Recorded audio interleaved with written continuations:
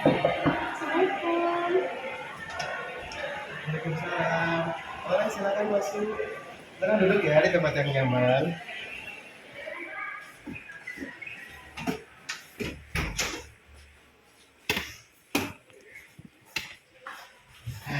Alhamdulillah. Gimana, sudah nyaman duduknya? Sudah. Oke. Baik.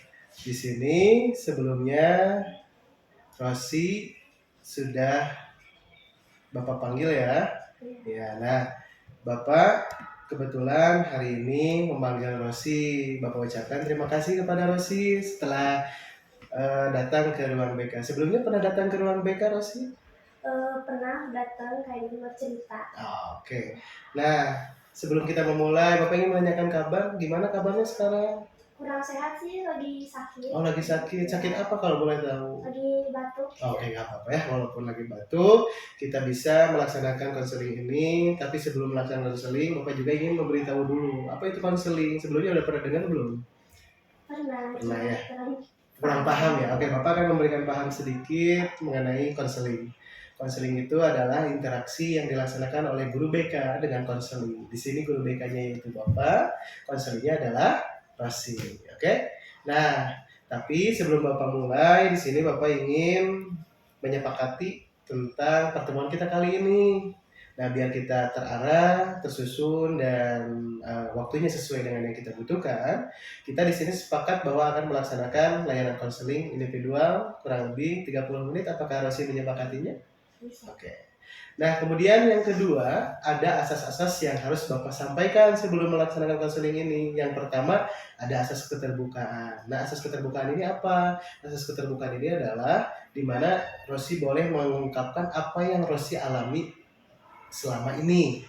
Kemudian ada asas kerahasiaan. Tentunya di sini apa yang Rosi ceritakan, kemudian apa yang Rosi sampaikan akan menjadi rahasia dan Bapak tidak akan mengumbarkan kepada siapapun. Tentunya ini untuk menjaga masalah yang sedang dialami Rosi. Kemudian ada asas yang ketiga, yaitu ada asas kesukarelaan.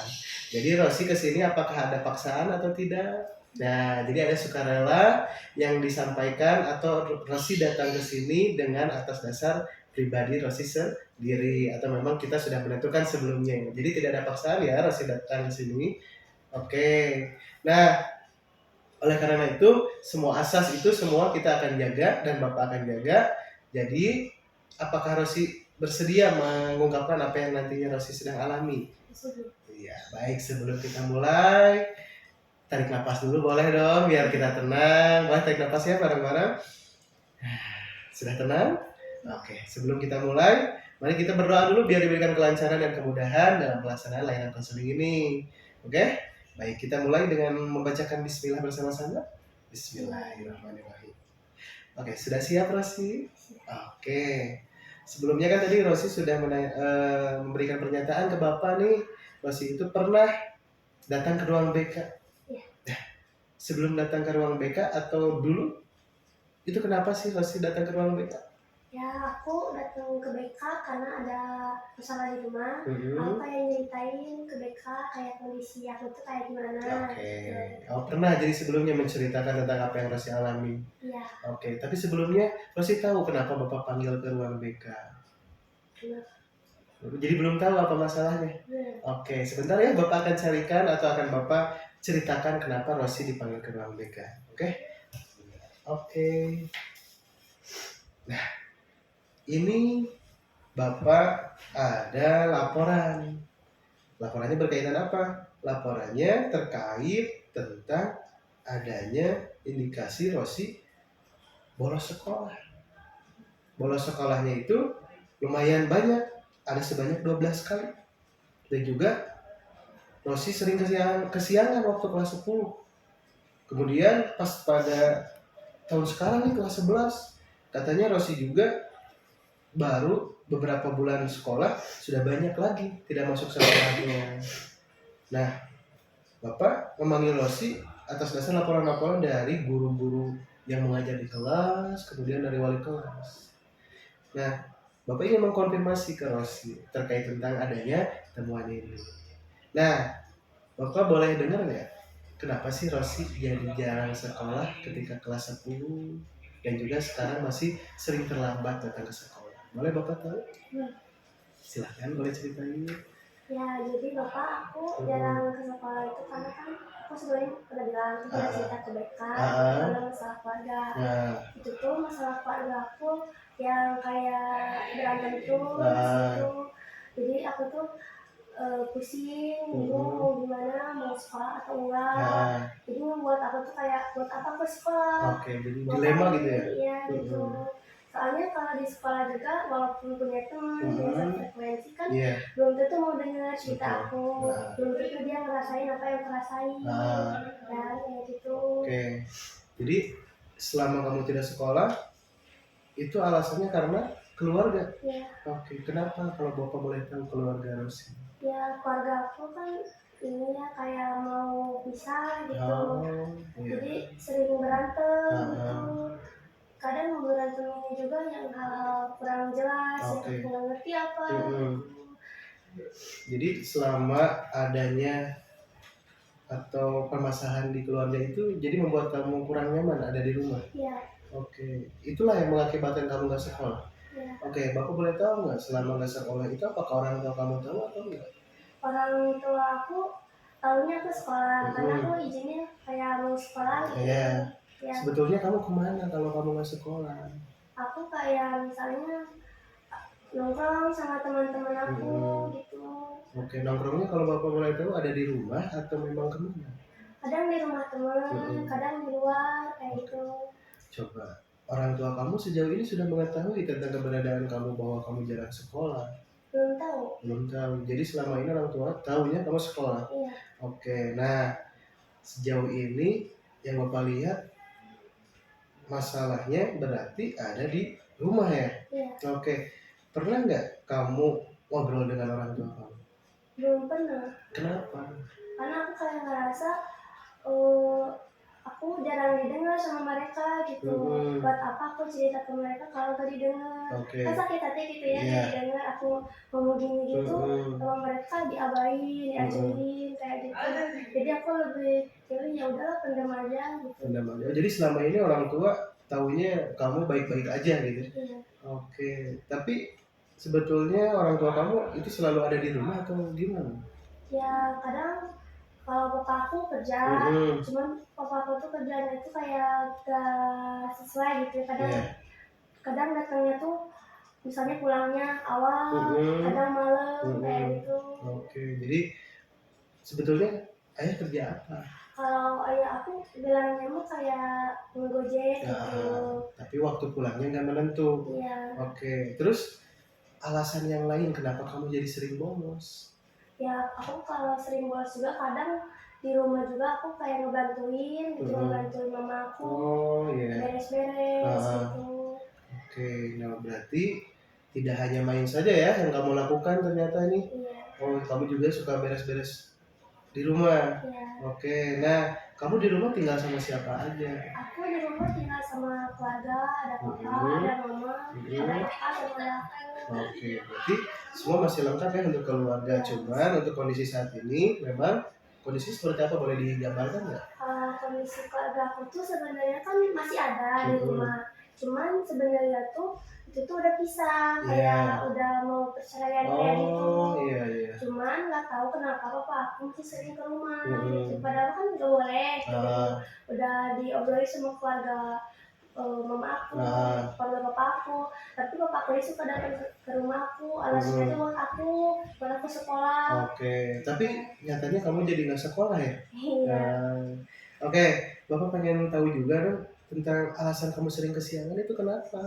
Kalau aku alasan karena kesiangan itu akunya susah tidur. Akunya kayak begadang terus gitu. Kamu kenapa suka bergadang? Ya karena aku di rumah mau tidur juga kan kondisinya berisik gitu, berantem terus. Kapan aku istirahatnya gitu. Emang kejadiannya selalu berulang-ulang ya? Iya, selalu berulang-ulang. Oke, kamu jadi suka tidur jam berapa kalau Bapak boleh tahu? Aku kadang tidur di atas jam 10 malam. Di atas jam 10 malam. Tapi kalau kamu nggak sekolah, apakah pulangnya sesuai dengan jam sekolah? Aku kadang lebih lambat sih dari jam pulang sekolah. Oke, paling lama paling lambat ya misalnya jam 6, kalau nggak Jam jam 6 maghrib? Iya. Oh, baru sampai rumah. Oke, pernah ditanya kenapa baru pulang? Iya. Kenapa? Alasan apa yang kamu jawab? Alasannya kerja kelompok. Oh, berarti kamu di sini sudah ada yang memang diceritakan ke orang tua ya. Sebetulnya kamu sekolah gitu ya. Tapi pada dasarnya di sini ada laporan bahwa tapi betul kamu jarang sekolahnya itu sebanyak itu. Iya. Oh, oke. Kalau untuk kesiangannya, ini Bapak pengen tahu lebih dalam dong. Kalau kamu jarang bergadang, kamu suka bergadang, kemudian kamu jarang suka tidur gitu ya. Biasanya apa sih yang kamu lakuin? Kalau aku kadang malam-malam itu kayak curhat gitu ke Mm-mm. teman lewat Oh, HP iya. gitu. Kalau enggak dengerin musik Mm-mm. kayak kalau kadang juga kayak ngomong kenapa ya kayak gini keluarga Nah. aku tuh kayak gitu. Oke. Nah, sebetulnya semua yang kamu alami saat ini sudah terjadi ketika masuk SMK atau memang sudah pernah dialami sebelumnya? Udah pernah dialami. Pernah dialami dan memang ini belum bisa diperbaiki. Iya. Oke. Nah, Bapak boleh nanya juga nggak? Apa sih keinginan kamu untuk mengatasi permasalahan ini? Sebenarnya aku tuh kayak pengen cepet-cepet beres nih ya. Kalau dari keluarga aku kayak cepet gak banyak berantemnya gitu. Kalau istilahnya kalau mau pengen pisah ya udah pisah aja gitu, jangan tergantung hubungannya, jadi anak yang kenanya kan. Ya betul. Jadi sejauh ini keinginan Rosi itu adalah untuk segera selesai apa yang menjadi permasalahan orang tua Rosi. Oke. Nah, apakah permasalahan ini memang sudah berlarut-larut lama atau bahkan baru-baru sekarang? Udah berlarut-larut. Oke, kalau Bapak boleh tahu sudah berapa lama Rosi mengalami kejadian seperti ini? Udah dari SMP. Oh, dari SMP. Jadi Rosi mengalami hal ini sudah sejak lama ya? Iya. Oke. Jadi keinginan Rosi yang pertama tadi, ada lagi nggak keinginan yang lain? Aku sebenarnya pengen nih datang ke sekolah gitu, gak mau bolos. Tapi ya karena kondisi keluarga aku yang gini, ya aku buat aku jadi kayak ngedon, kayak buat apa aku sekolah, gitu, buat apa aku datang ke sekolah. Oke, iya betul ya. Kemudian orang tua pernah dipanggil ke sekolah sebelumnya? Belum ya. Mungkin nanti apa yang sudah diinginkan oleh Rosi, kita dan BK akan mencatat apa yang menjadi keinginan Rosi. Kemudian ya nanti apa yang Rosi harapkan, tentunya ini harus ada usaha ya. Nah, Bapak boleh tahu nggak sejauh ini usaha apa sih yang sudah Rosi lakukan terkait tentang mengatasi keinginan Rosi sendiri? Ya aku kalau dari segi sekolah ya, aku pengen usahain kayak aku datang tepat waktu, nggak banyak bolos-nya, sering kesiangan, bisa tidurnya lebih awal lagi. Tidur lebih awal ya. Itu yang memang menjadi titik poin permasalahan Rosi sejauh ini karena sering terlambat. Selain kesiangan ada lagi nggak sih alasan yang memang menjadikan Rosi sering terlambat ke sekolah? Kadang aku tuh sebelum berangkat tuh kayak disuruh dulu, misalnya disuruh dulu beres rumah, kalau nggak keluar dulu. Oke kan Rosi kalau boleh tahu berapa bersaudara? Aku 2 bersaudara. Ada siapa aja? Aku sama Teteh. Teteh? Iya. Tetehnya seusia sama Rosi? Enggak, beda 2 tahun. Beda 2 tahun, berarti tidak terlalu jauh dong? Iya. Apakah sudah kerja? Dia tuh kayak lagi posisinya mau nyari kerja gitu. Jadi untuk urusan yang ada di rumah itu diurus juga oleh Rosi? Iya. Enggak sama Teteh? Iya. Kenapa? Gak tahu, Teteh aku tuh kadang mau bantuin, tapi kadang juga kayak gak mau gitu. Kenapa itu kalau boleh tahu? Misalnya kalau aku ini kan di rumah, misalnya bagian dianya udah gitu di rumah tuh kayak itu sama kamu aja gitu kan, aku udah ini sebenarnya jadi pengen itu gantian. Oke. Tapi Mama tahu kalau posisinya itu kamu harus jam sekolah? Iya tahu sebenarnya, cuman karena keadaan yang maksain aku kayak itu ya udah aku bantu aja keadaan yang Oke. Tapi pernah kamu sekali menolak untuk membantu orang tua? Pernah, aku pernah malah kayak gak bisa mah, aku mau ke sekolah, malah dibilang kayak ya udah ini bantuin dulu bentaran lagi aja, udah gak akan lama gitu. Tapi nyatanya gimana? Ya nyatanya lama, jadi mau kesiangan. Yang Bapak boleh tahu nggak datang kesiangan yang kamu lakukan itu jam berapa sih? Yang itu kadang jam 7 lebih kayak gitu. Kalau sekolah tahu kan jam berapa seharusnya, kalau masuk pagi jam berapa? jam 6.30. Oke, kamu datang jam 7 lebih ya. Oke, ini sudah dilakukan berturut-turut ya. Oke. Ya, untuk sejauh ini usaha yang sudah kamu lakukan tadi apa, boleh diulangi kembali?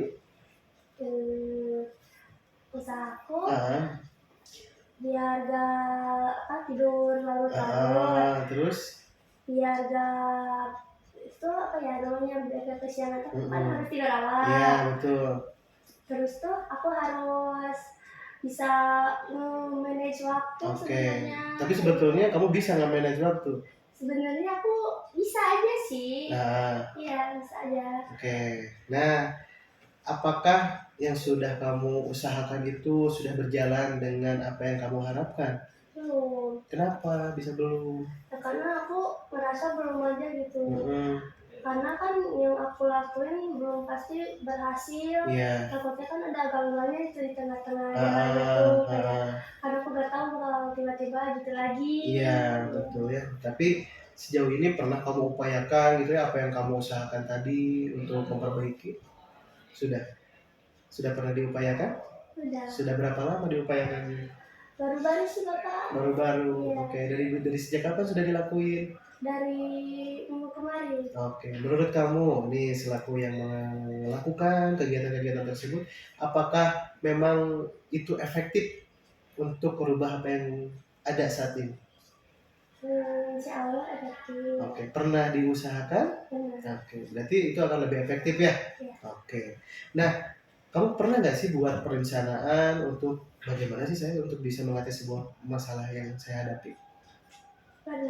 Pernah. Oke. Nah, kebetulan kali ini ketika Bapak melihat apa yang menjadi permasalahan Rosi, tentu ini harus ada perencanaan-perencanaan yang harus kamu rencanakan agar mengupayakan permasalahan ini tidak terjadi lagi. Betul ya? Nah, sebelum kita mengupayakan perencanaan-perencanaan apa saja sih yang harus kita laksanakan, itu kan tentunya harus ada evaluasi dulu. Nah, makanya Bapak tadi tanya dulu, apakah yang kamu usahakan itu sudah berhasil atau belum? Nah, menurut Rosi sendiri tadi, insya Allah Pak akan ada efektif untuk usaha yang sudah saya lakukan. Oke, nah Bapak untuk melihat apa yang menjadi usaha Rosi atau yang sudah dilakukan oleh Rosi, itu akan Bapak tuangkan dalam sebuah kertas yang dimana isi kertas tersebut yaitu nanti akan ada daily activity, atau Bapak ingin lihat kegiatan yang kamu lakukan setiap harinya apa aja sih. Nah, nanti kamu boleh bantu tulis di situ ya, biar Bapak tahu kegiatan kamu apa aja. Kemudian nanti ada juga untuk memantau tentang apa yang sedang kamu usahakan. Boleh ditulis juga di dalam kertas tersebut? Oke, Bapak bantu carikan dulu ya untuk kertasnya.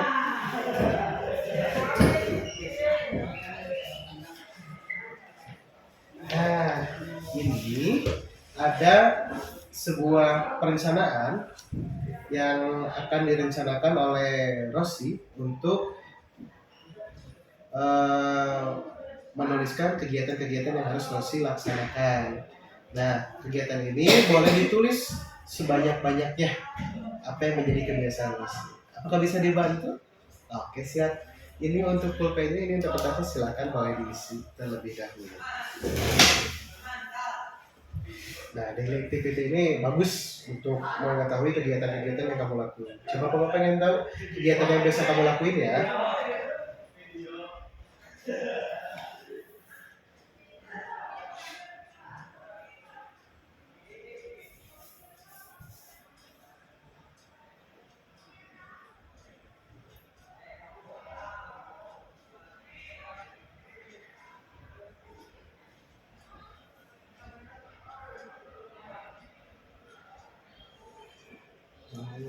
Oke. Tapi untuk Rosi sendiri pernah nggak? Apakah selama tidak sekolah ini melakukan hal-hal kegiatan negatif? Enggak, aku nggak pernah. Biasanya ngelakuin apa sih kalau nggak masuk sekolah? Ya, aku kadang kan jalan-jalan gitu sendiri. Kalau misalnya temennya nggak bisa ikut gitu ya, aku jalan-jalan gitu kayak dari aku. Jadi akhirnya kamu nggak masuk sekolah ya? Oke, silakan boleh dilanjut lagi.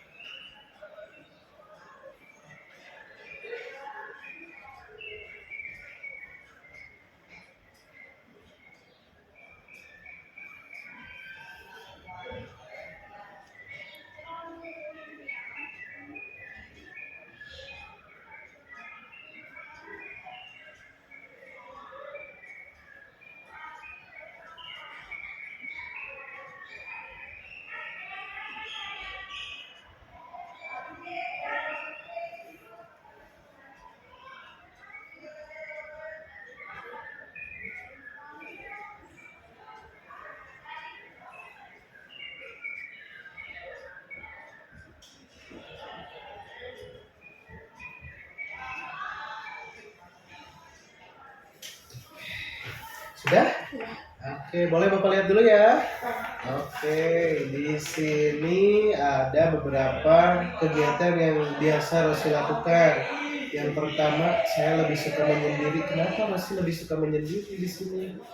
Walaupun aku punya teman gitu yang sefrekuensi sama aku yang gitu ya, tapi aku juga kayak ngerasa kurang dengan adanya mereka juga belum tentu memahami perasaan aku yang aku alami juga belum tentu dia rasain. Jadi aku lebih suka sendiri dibanding dengan mereka gitu. Walaupun aku sama mereka tuh ya aku cuman kayak buat apa sih ngilangin beban pikiran aku gitu biar gak mumet gitu sama mereka. Terus kenapa ini ada saya lebih suka bergadang nih? Kenapa? Ya, aku lebih suka bergadang dibanding tidur awal. Kan aku lagi ada masalah ya, harusnya aku tidur. Iya, betul. Oke, kemudian suka dengerin musik juga. Iya. Kenapa sih suka dengerin musik? Karena kayak nenangin perasaan aku, kayak dia apa sih kayak perasaan yang asalnya kayak berantakan, jadi hilang seketika dulu gitu ya mereka. Oke, kemudian di sini juga ada kegiatan yang sangat menarik nih. Saya juga suka membuat diary. Nah, diary apa sih kalau Bapak boleh tahu? Ya kayak keseharian aku, kayak di rumah, di sekolah, ya kayak gitu. Oke, kemudian suka membaca novel. Iya. Oke. Kenapa suka membaca novel? Karena kalau baca novel tuh hati aku tuh kayak tenang gitu, pikiran-pikiran juga yang asalnya banyak, yang asalnya bikin aku mumet tuh kayak hilang kayak gitu. Siap ya. Nah, ini aktivitas-aktivitas yang kamu lakukan memang Bapak lihat ada yang ke arah positif, kemudian ada yang masih di arah negatif. Salah satu contohnya adalah saya lebih suka bergadang dibandingkan tidur awal. Nah, ini harus menjadi evaluasi untuk Rosi agar bisa memperbaiki apa yang memang menjadi permasalahan Rosi kemarin. Nah, setelah ini tentu Bapak harus melihat dong, memantau apa yang Rosi inginkan, kemudian nanti Rosi harapkan itu harus ada catatan tertulisnya. Boleh nggak nanti Bapak untuk melihat catatan tertulisnya itu di lembar yang Bapak sudah siapkan? Boleh? Nah, ini ada lembar kontrak perilaku yang dimana di sini fungsinya untuk mengetahui apa saja yang nanti Rosi akan laksanakan, dan juga nanti ada usaha saya dianggap berhasil apabila melakukan hal-hal apa sih menurut Rosi. Nanti kita akan sepakati bersama untuk melihat apa yang akan menjadi perubahan yang diinginkan oleh Rosi. Oke, boleh dibantu ditulis.